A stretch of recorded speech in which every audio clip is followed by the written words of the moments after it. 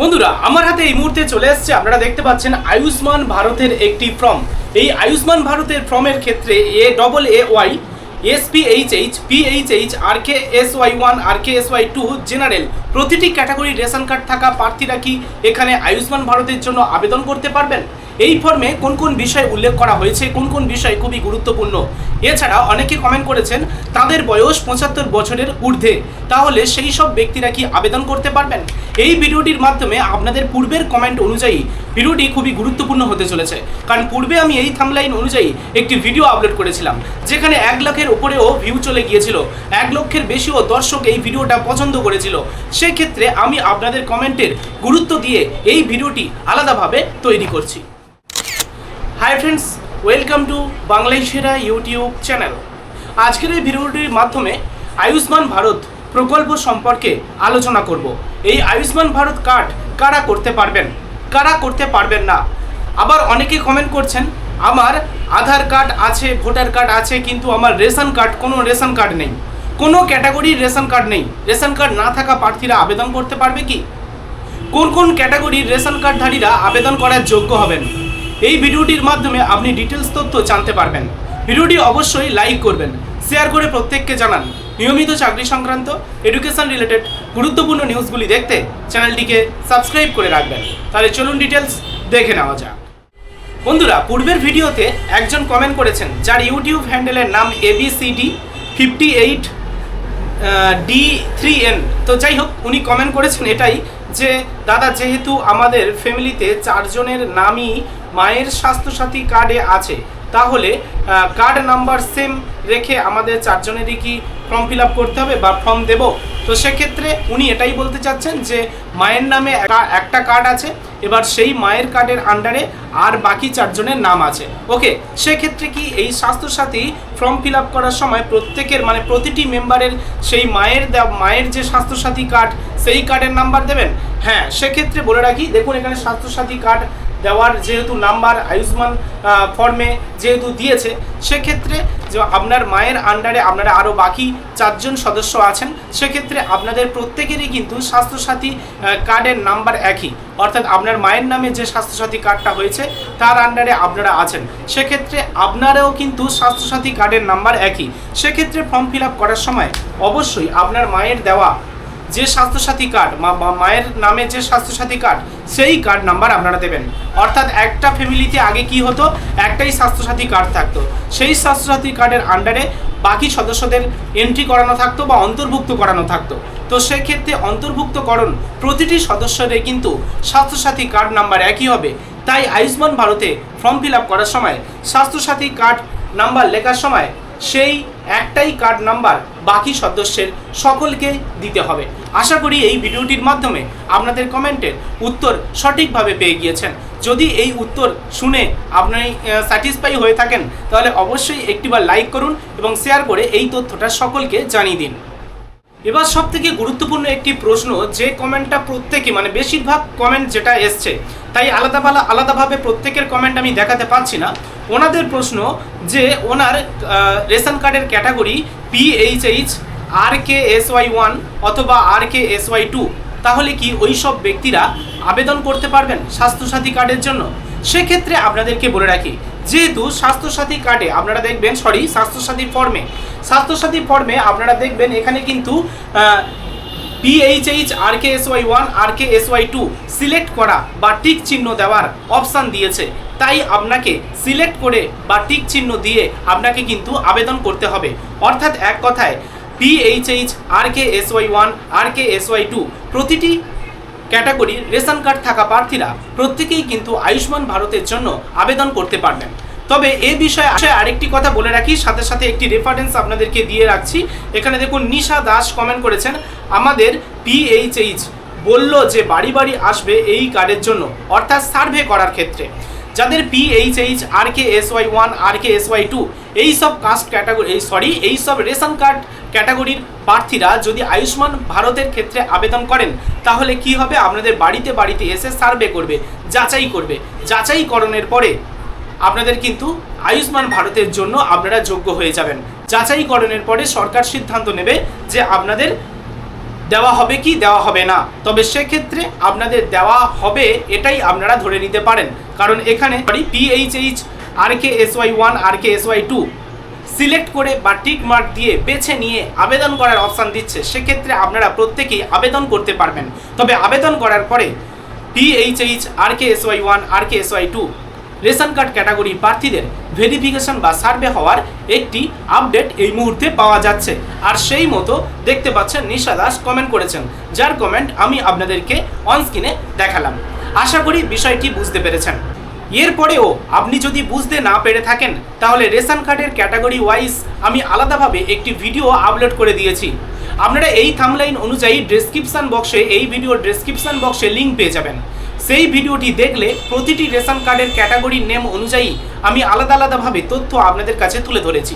আপনি যদি ডেসক্রিপশন বক্সে থাকা লিঙ্কে ক্লিক করে দেখে নেন তাহলে আয়ুষ্মান ভারত ফর্ম ফিল আপের ক্ষেত্রে রেশন কার্ড ক্যাটাগরি ওয়াইজ আপনি ডিটেলস তথ্য জানতে পারবেন এবং আপনাদের সম্পূর্ণ ডাউট ক্লিয়ার হবে।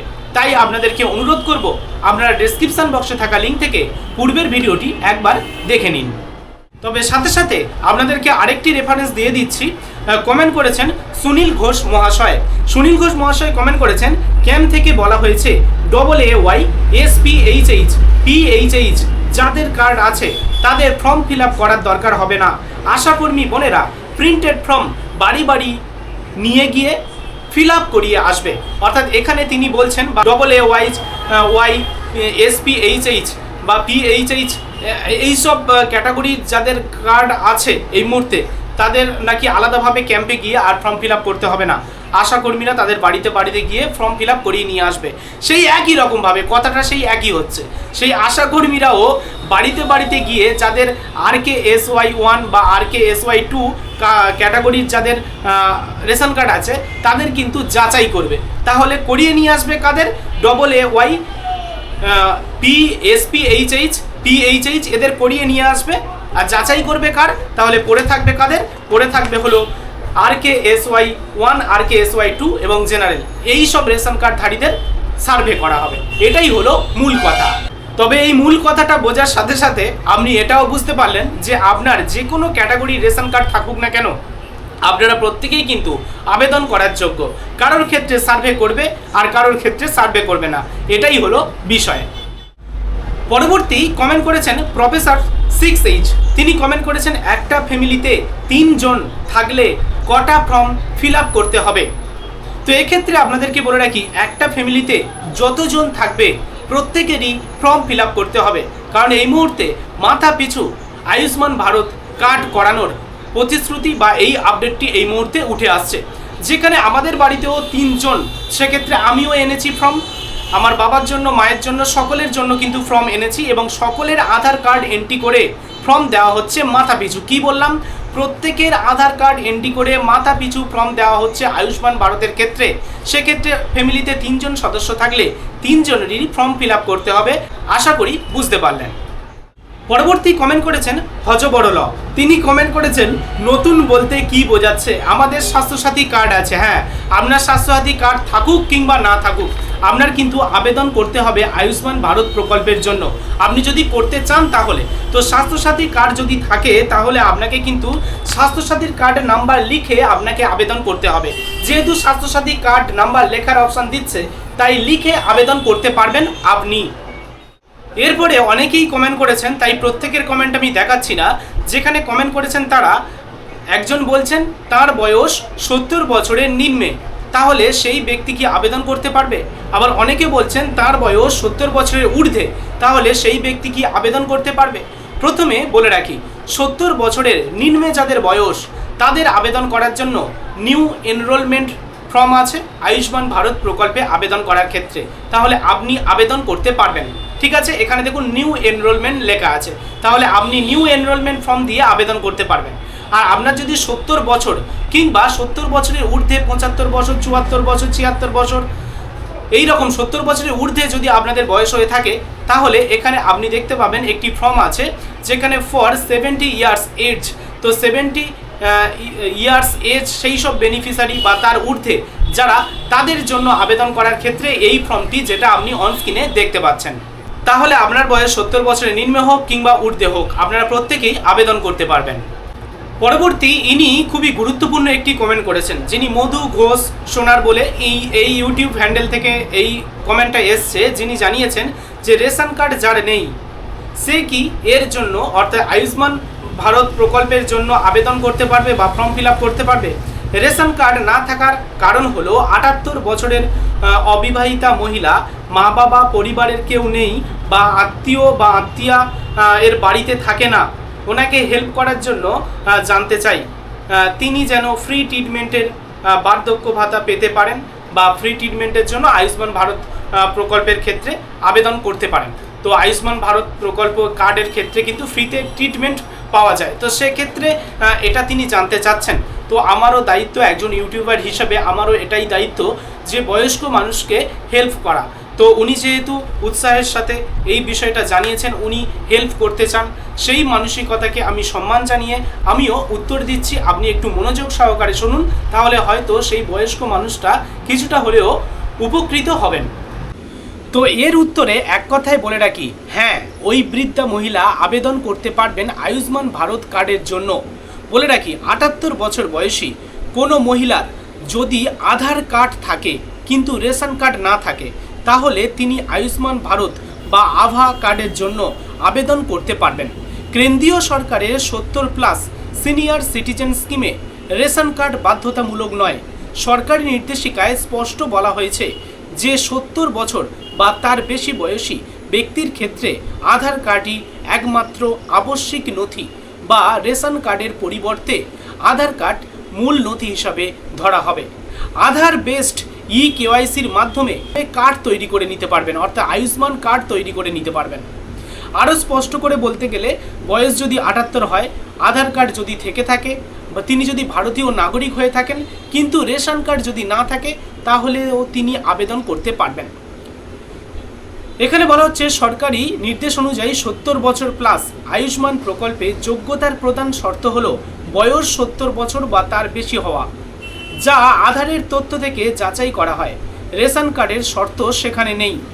এই বৃদ্ধা মহিলাকে নিকটবর্তী সিএসসি সেন্টার বা জনসেবা কেন্দ্র বা আয়ুষ্মান নিবন্ধন কেন্দ্রে গিয়ে আধার কার্ড দিয়ে কেওয়াইসি করিয়ে আয়ুষ্মান আভা কার্ডের জন্য আবেদন করানো যেতে পারে। ওকে, আপনি সিএসসি সেন্টার থেকে আবেদন করতে পারবেন আধার কার্ড দিয়ে, অথবা যেসব হসপিটাল দেখবেন আয়ুষ্মান ভারত প্রকল্পে অনুমোদিত, সেই সব হসপিটালে গিয়ে আপনি কিন্তু আবেদনটা করিয়ে নিতে পারবেন। তবে একটি বাস্তব বিষয় আপনাকে মাথায় রাখতে হবে, কিছু সিএসসি অপারেটর ভুলবশত রেশন কার্ড যাচাই করতে পারে না। সেক্ষেত্রে 70 বছর সিনিয়র সিটিজেন আয়ুষ্মান আভা স্কিমের কথা উল্লেখ করুন। সেক্ষেত্রে আধার ভিত্তিক নিবন্ধনের ব্যবস্থা রয়েছে, সেটা সিএসসি সেন্টারকে জানান। অনেক সিএসসি সেন্টারে গেলে এটাই বলবে যে আপনাকে রেশন কার্ড অবশ্যই লাগবে, তো সেক্ষেত্রে আপনি বলবেন সিনিয়র সিটিজেনদের ক্ষেত্রে কিন্তু রেশন কার্ড আবশ্যিক নয়, সেক্ষেত্রে আধার কেওয়াইসি নিবন্ধনের মাধ্যমে এই বিষয়টা করা যায়। ওকে, সেটা বললে তিনি কিন্তু বুঝে যাবেন। সুতরাং আপনার ক্ষেত্রে রেশন কার্ড অবশ্যই না থাকা 78 বছর বয়সী মহিলা তিনি কিন্তু আয়ুষ্মান ভারতের জন্য আবেদন করতে পারবেন। আশা করি আমার এই ভিডিওটির মাধ্যমে ওই বয়স্ক বৃদ্ধাটা কিছুটা হলেও উপকৃত হবেন। তো এই তথ্যের মাধ্যমে আপনি অবশ্যই কিন্তু ওই বয়স্ক বৃদ্ধাটাকে একটু সাহায্য করতে পারেন বা করবেন বলে যে কমেন্টটা করেছেন, আপনি সেটা করুন, আমারও ভালো লাগবে। আর যদি কার্ডটা হয়ে যায় আমাকে অবশ্যই কমেন্ট করে একটু জানাবেন, তাহলে আমার নিজে থেকেও ভালো লাগবে যে আমার মাধ্যমে কেউ উপকৃত হয়েছে, কোনো বয়স্ক মানুষকে আমি সাহায্য করতে পেরেছি। যাই হোক, এই কারণে আমি সবসময় বলে থাকি অবশ্যই কমেন্ট করবেন, ভিডিওর কমেন্ট বক্সে কমেন্ট করবেন, কারণ আপনাদের প্রত্যেকের কমেন্ট আমার কাছে খুবই গুরুত্বপূর্ণ এবং মূল্যবান। আপনাদের কমেন্ট নিয়ে আমি আলাদা করে ভিডিও তৈরি করি, এতটাই আমি আপনাদের কমেন্টকে ভ্যালু দিয়ে থাকি। তো সেই কারণে প্রত্যেকে কমেন্ট করবেন। আজকের ভিডিওটি ভালো লাগে লাইক করুন, শেয়ার করে তথ্যটি সকলকে জানিয়ে দিন। আপনারা একটি শেয়ারের মাধ্যমে সকলের কাছে এই সব সঠিক তথ্য পৌঁছে যাবে। আমার উদ্দেশ্য সঠিক তথ্য সকলের কাছে পৌঁছে দেওয়া, সকলে যেন উপকৃত হয়, এটাই হলো আমার মূল লক্ষ্য। যাই হোক, নিয়মিত আপডেটগুলি দেখতে চ্যানেলটিকে সাবস্ক্রাইব করে রাখুন। ধন্যবাদ।